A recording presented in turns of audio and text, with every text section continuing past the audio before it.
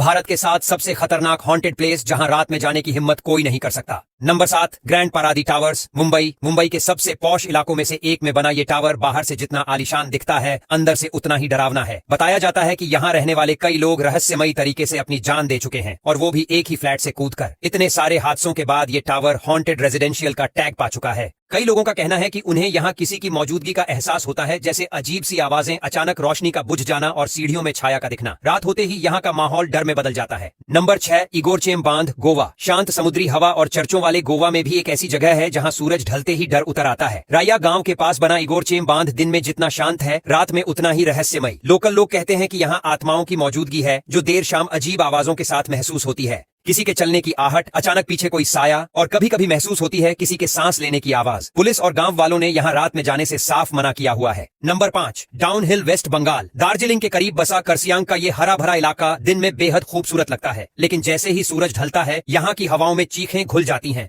Victoria boys school के आसपास का जंगल सबसे ज्यादा डरावना माना जाता है। लोगों ने यहाँ बिना सिर वाले बच्चों की परछाइयों को चलते देखा है। कभी कदमों की आवाज, कभी पेड़ों के पीछे से झांकती आंखें, ये सब यहाँ आम बात है। नंबर 4, दुमस बीच, गुजरात। अगर आप सोचते हैं कि समुद्र के किनारे सिर्फ शांति मिलती है, तो दुमस बीच की सच्चाई जानकर रूह कांप जाएगी। सूरत के इस काले रेत वाले बीच को पहले श्मशान घाट के तौर पर इस्तेमाल किया जाता था। लोगों का मानना है कि यहाँ जलाई गई आत्माएं अब भी उसी रेत में भटक रही हैं। रात में यहाँ से हंसी की आवाजें आती हैं, और कई बार लोगों ने किसी को पुकारते हुए सुना है, जबकि वहाँ कोई नहीं होता। कई टूरिस्ट तो अचानक गायब भी हो चुके हैं, इसलिए यहाँ रात में जाना सरकार ने भी मना किया है। नंबर 3, शनिवारवाड़ा, पुणे।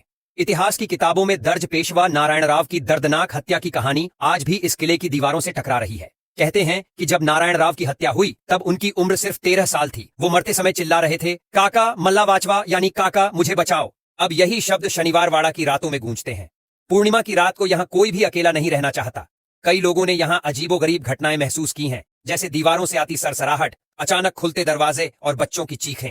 नंबर 2, कुलधरा गांव, राजस्थान। करीब 200 साल पहले एक ही रात में पूरा गांव खाली हो गया था।